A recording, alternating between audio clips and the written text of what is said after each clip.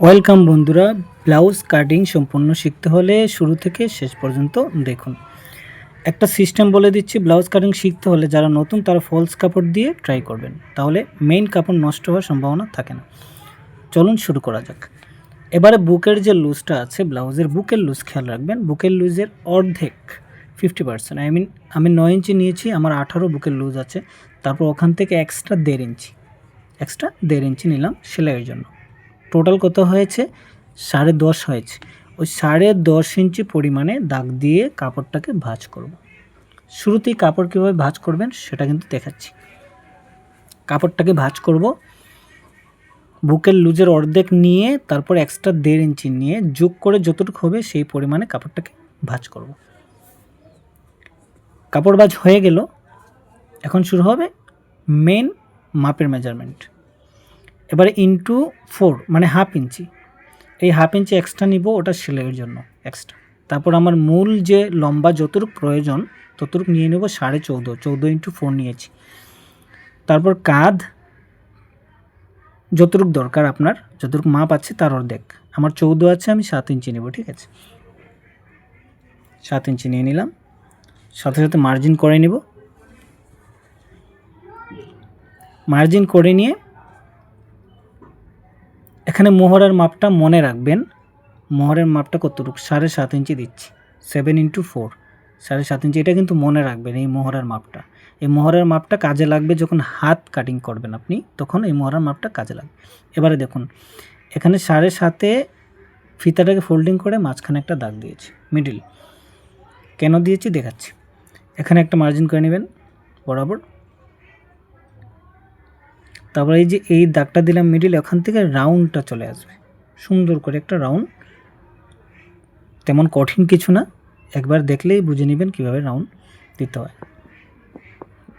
তো রাউন্ডটা দিয়ে দেওয়ার পরে এবারে আপনাকে কী করতে হবে? বুকের লুজ, ওই যে আমার বুকের লুজটা, সেটাকে অ্যাড করতে হবে এখানে।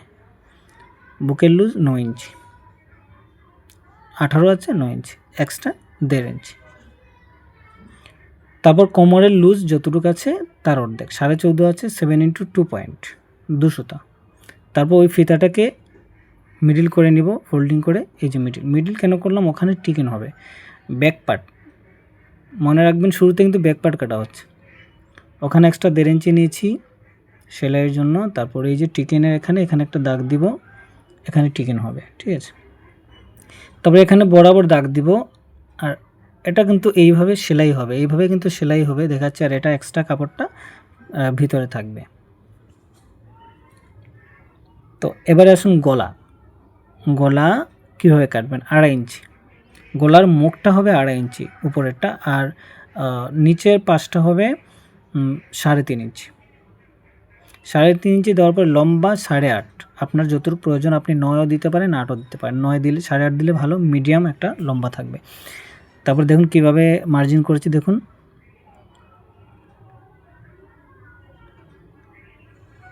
এইভাবে রাউন্ডটা দিয়ে দিবেন।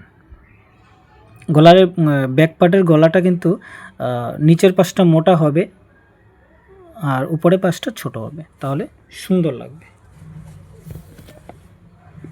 এবারে চলুন কাটিং করে নেওয়া যাক। যেভাবে মার্জিন করা হয়েছে ঠিক সেইভাবে কাটিং করে নেবেন। আমার চ্যানেলে নতুন হয়ে থাকলে অবশ্যই চ্যানেলটি সাবস্ক্রাইব করে দিবেন পরবর্তী ভিডিও পাওয়ার জন্য সবার আগে। এমনকি একটি লাইক কমেন্ট শেয়ার করে দিতে পারেন। কোন জেলা থেকে, কোন দেশ থেকে, কোথা থেকে দেখছেন, কি জানতে মন চায়, কি জানতে চান, আমার কমেন্টে জানিয়ে দিতে পারেন।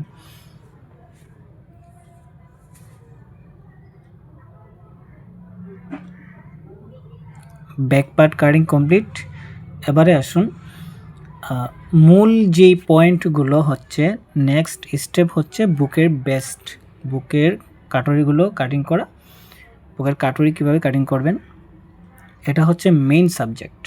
আসুন, যেইভাবে কাপড়টা ভাঁজ ছিল প্রথম পার্টের জন্য, কাপড়টাকে একটু বেশি করে নিয়ে নেব। বেশি করে নিয়ে 1.5 ইঞ্চি পরিমাণ দাগ দিচ্ছি। খেয়াল রাখুন, এখানে 1.5 ইঞ্চি, প্রত্যেকটা ব্লাউজের বেলায় একই 1.5 ইঞ্চি দাগ দেবেন, লম্বা করে একটা দাগ দেবেন 1.5 ইঞ্চি।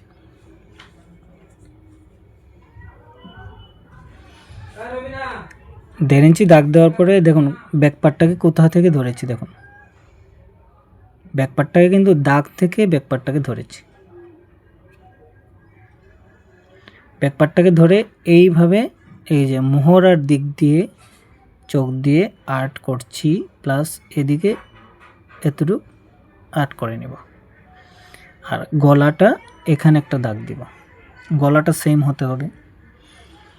এবারে এই দাগটাকে একটু গাঢ় করে নেব, ঠিক আছে, ভালো করে ফিনিশিং করে নেব।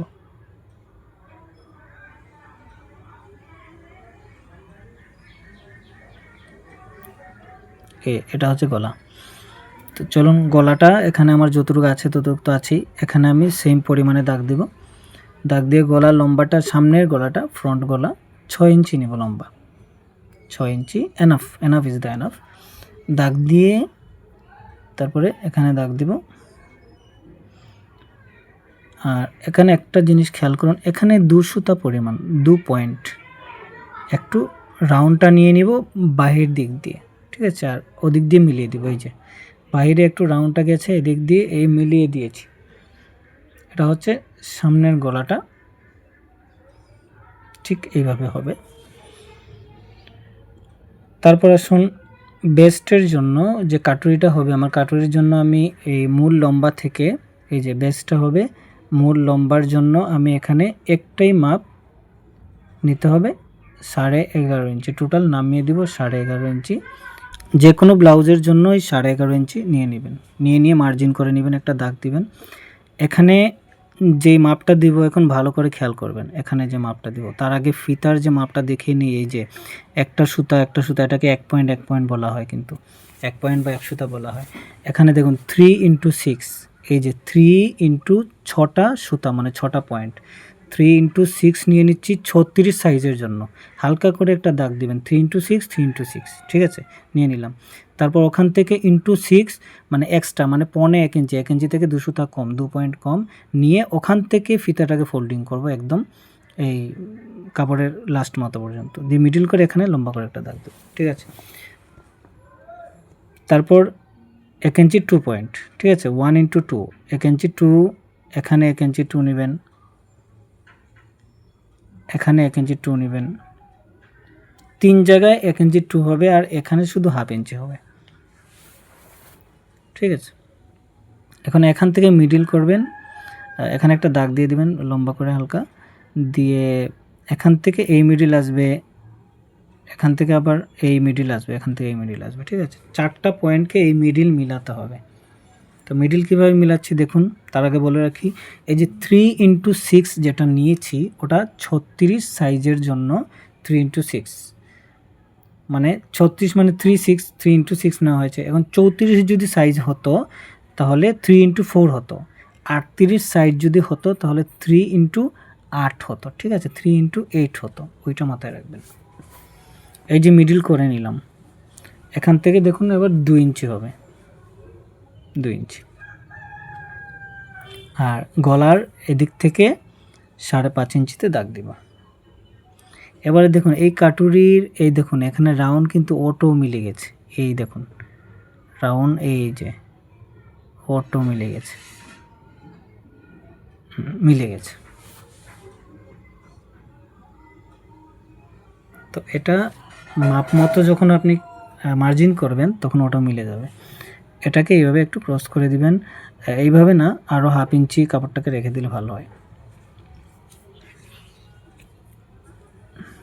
এখান থেকে 4 ইঞ্চি, এর পরের কাটুরিটা এখান থেকে মাঝখান থেকে 4 ইঞ্চি নিয়েছি, দাগ দিব।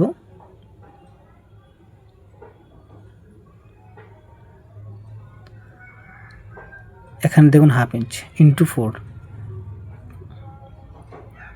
হাফ ইঞ্চি দিয়েছি। এই হাফ ইঞ্চি দেওয়ার হচ্ছে এখানে হালকা একটা রাউন্ড যাবে হাফ ইঞ্চি পরিমাণ, ঠিক আছে, এই যে একটা রাউন্ড করে দেবেন। খেয়াল রাখবেন আপনিও পারবেন, একদম সহজ। 2টা কাটুরি হয়ে গেল। এবারে আসুন এখান থেকে যে নিচের যে বেল্টটা 4.5 ইঞ্চি, 4 ইন্টু 4, 4.5 ইঞ্চি নিচের বেল্টটা হবে। এভাবে দাগ দিব, দাগ দেওয়ার পরে ব্যাক পার্টটা নিতে হবে। এখানে আমাকে ব্যাক পার্টটা একদম 2টা কাপড় একদম এই যে ওই পাশ দিয়ে মিলাতে হবে, মিলিয়ে এখানে যতটুকু আসবে এই যে এখানে মিলিয়ে তারপর যতটুকু আসবে এখানে দাগ দিব। বাস এই যে দাগ দিয়ে এটার সাথে মিলাবো, এটার সাথে এটা মিলাবো। বাস কাটুরি কমপ্লিট হয়ে গেছে মার্জিন করা। ঠিক আছে, শুধু একটা দাগ, এই যে এখানে দাগ দেখছেন, এইখানে এখান থেকে বরাবর এখানে একটা দাগ আসবে। ঠিক আছে, আমি একটু বেশি নিয়ে নিব, যখন আমি জয়েন করব তখন বেশি হলে ওইটা কেটে ফেলে দিতে পারবেন। হাফ ইঞ্চি একটু বেশি নিয়ে নিলাম, কিন্তু মূলত আপনি ওই দাগের সমান দাগ দিলে হয়ে যাবে। এই কিন্তু কাটুরি কিন্তু মার্জিন করা একদম কমপ্লিট হয়ে গেছে। অবশ্যই আশা করি বুঝেছেন। এবারে কাটিংয়ের পালা। যেইভাবে মার্জিন করা হয়েছে ঠিক সেইভাবে কিন্তু কাটিং করবেন। কাটিংটা কীভাবে করা হচ্ছে দেখে নেবেন।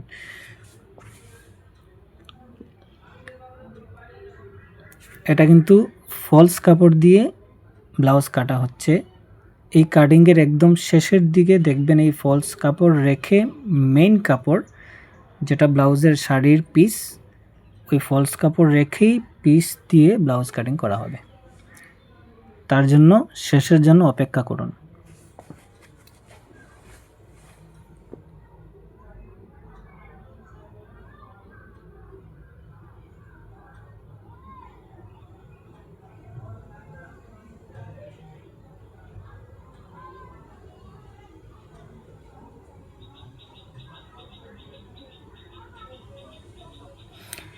এবারে আসুন হাত কীভাবে কাটবেন। অনেকে হাত কাটতে হলে একটু বিভ্রান্ত হয়ে যান কীভাবে কাটবো। হাত কাটার সময় একটা জিনিস মনে রাখতে বলেছিলাম যে মোহরের 7.5 ইঞ্চি মাপ, যেটা মনে রাখতে বলেছিলাম 7.5। এখন 7.5 যদি মোহরের মাপ আমার থাকে বডিতে, তাহলে ওখানে আমি 1 ইঞ্চি বেশি নিব 8.5। এই দেখুন হাত কাটার এখানে হাফ ইঞ্চি একটা নিয়ে নিলাম, কেন জানেন? সেলাইয়ের জন্য। তারপর এই মাথা দিকে 4 ইঞ্চি নিলাম, নিয়ে বরাবর একদম কোনাকুনি একটা দাগ দিলাম। দাগ দিয়ে মেইন মাপটা নিব হাতের লম্বা, যতটুকু দরকার আপনার 9.5 ইঞ্চি আমার আছে, দাগ দিলাম। ওখান থেকে আবার হাতের মুখটা নিব, যতটুকু দরকার ততটুকু, মেইন মাপের অর্ধেক নিব 5 ইঞ্চি, এক্সট্রা নিব আবার 1 ইঞ্চি, এদিক দিয়ে আবার এক্সট্রা 1 ইঞ্চি পরিমাণে নিয়ে নিব, এই যে 1 ইঞ্চি। তারপর এইভাবে দাগ দিয়ে দিলাম। বাস এই যে হাত হয়ে গেছে। আরেকটা মাপ আছে এখানে, দেখুন 8.5 ইঞ্চি। এখানে 7.5 আমি নিয়েছিলাম না মোহরা, এখন 8.5 ইঞ্চি নিব আমি, এই যে 8.5 ইঞ্চি দাগ দিলাম। ঠিক আছে, এটাকে এইভাবে করে দেবো, আমার 8.5 ইঞ্চি দরকার। এবারে দেখুন এখানে 2.5 ইঞ্চি একটা দাগ দিবেন, দাগ দিয়ে এই দেখুন এখানে হালকা করে একটা রাউন্ড দিবেন, এই যে যেটা দেখালাম, এখানে হালকা করে এইভাবে একটা রাউন্ড দিবেন, দিয়ে এখান থেকে এই করে একটু উপরের দিক দিয়ে দাগটা দিয়ে দিবেন। একদম সহজে হাতের মোহরা কীভাবে শেপ দিবেন দেখিয়ে দিলাম। একই সিস্টেমে আপনি সহজভাবে পেরে যাবেন। তো হাত কাটিং কিন্তু হয়ে গেল। আর একটু অপেক্ষা করুন, এখন মেন ব্লাউজের কাপড় কাটিং করা হবে।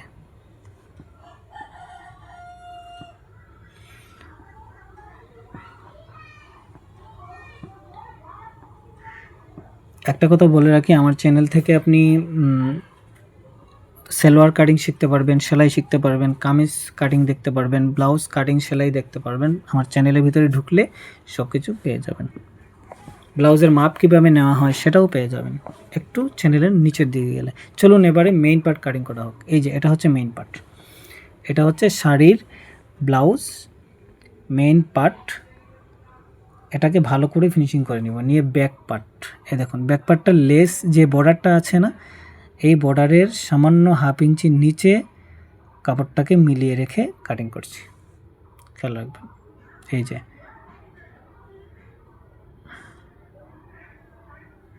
ব্লাউজের যে বর্ডারটা আছে, বর্ডারটা কিন্তু 1/2 ইঞ্চি এক্সট্রা রেখেছি নিচে, যেভাবে আছে ঠিক সেভাবে কাটিং করে নেব। বাস এই যে ব্যাক পার্ট কাটিং হয়ে গেল।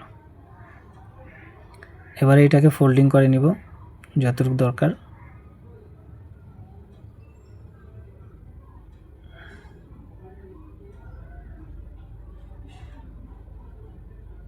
এই যে এটা আরেকটু ফোল্ডিং করতে হবে।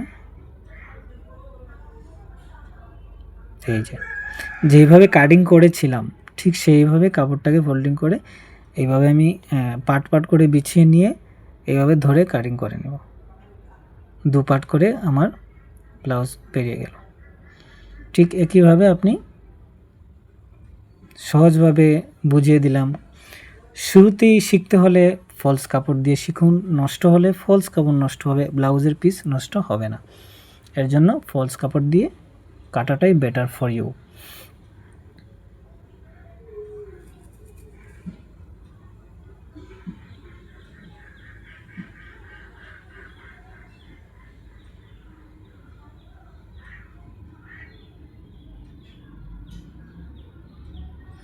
এবারে হাত কীভাবে কাটিং করা হবে দেখুন, দুটো পার্টকে ভাঁজ করে এই যে সমান করে কাটিং হয়ে গেল। তো বন্ধুরা, ভিডিওটি আজকের জন্য এই পর্যন্তই। কাটিং একদম কমপ্লিটভাবে দেখালাম।